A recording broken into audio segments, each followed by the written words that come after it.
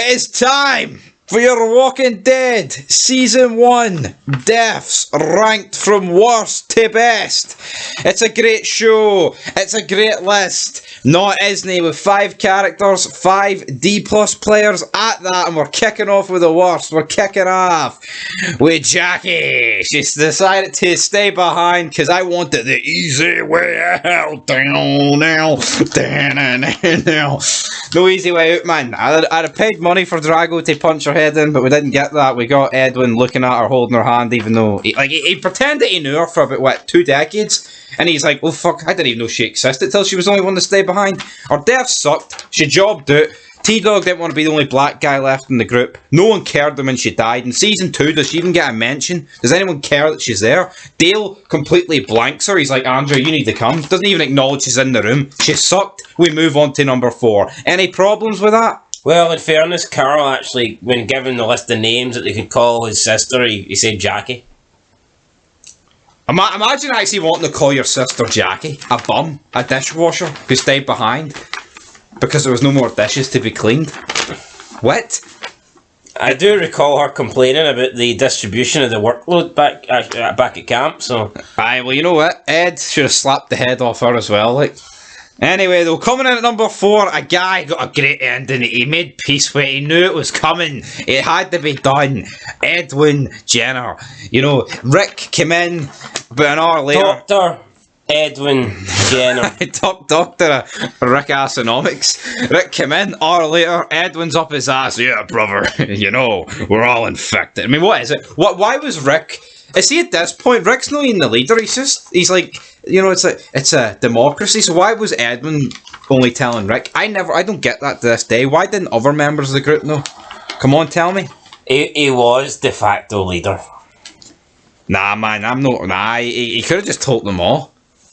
You know, see if he actually wanted them all to stay behind and die peacefully. If he told them they're all infected, maybe that would have swayed a few people's decisions. But he took the easy way out. He couldn't be arse fighting. His wife died for nothing, and he died for nothing as well. The French couldn't do hee-haw, and neither could Edwin. So he ranks in at number 4. Coming in at number 3, we've got Ed. But guess what, guys? He said Sophia at the tent. So does he go from 3rd to 1st? No, but he still earns himself a podium place. Thoughts on Ed's death? Thought it was alright. Opened the tent. Thought it was Sophia. Sophia. Turns out it was a walker instead. He was ripping the piss out of Daryl from next season. Sophia, is that you? Sophia. Ed couldn't find Sophia, neither could the gang in the next season. So Ed dies. He gets his ribcage gets ate. He fully gets devoured, and then Carol puts a pickaxe in his dome. But again, he's never mentioned again. No one cares that he's dead. Well, he is seen in a flashback, like. What you doing giving them rations, boy? Oh yeah. Number 2. Number 2. It is Amy. Amy. Great character. Great character. Not really a great character, but you know what? I feel like there's a different cloth here. I feel like Amy and the next guy really hold their own here, because you know they actually get an aftermath of their death. It's not just all one and done, they're dead.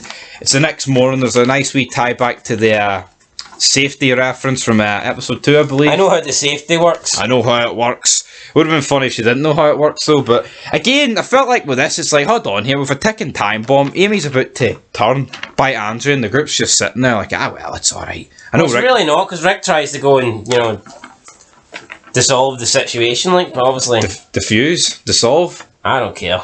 Amy though, Amy's dead, comes in at number 2, Andrea puts her down, sadly. And Jim! Oh, Jimmy boy! He may defend the Ed, but he got a good death. Jackie jobbed him out. He got a good death. He got left up against a fucking tree. What a death, man! Fucking. Yeah, but there's loads of ties. There's ties. In season 4 actually, when Carl and Herschel are looking for medical supplies out in the forest. There's a walker up against a tree, and Herschel's like, "What's wrong?" And he's like, "Oh, just remembered something." And because the walker was against the tree, he remembered Jim. And I feel like with Jim, out of the deaths in season 1, is it not the most memorable? It is for me. Getting left at the side of the road. Say what you want, for me it is. I think it's the best death. And we don't even know, he could have got the cure. Could have been immune. Jim the mechanic could be roaming the streets. Considering he was burning up and fucking was in pain and asked to check out, essentially, I'm going to say he did die. He did die. I'm going to say he died. He's dead. Anyway, guys, that's it for your season 1 deaths. Well, the thing is, he could be undead. That's the question. We don't know if he's dead or undead. Did someone else find him before he turned? Did he kill himself before he turned? Did he turn and then get killed, or did he turn and never get killed? I'm going to go out on a limb and say that season 1 is by far the worst season for deaths. Like that. Well, I mean, maybe the later seasons, like season 9, there's going to be a few jobbers that die. But come on, man, I think this was shocking in terms of deaths. Do you not think so? Yeah, it's like you can't really win. Season 1, none of the characters you care about die.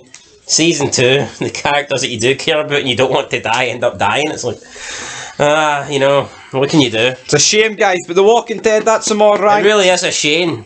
But anyway, that's it. Till next time. Pun intended. Peace.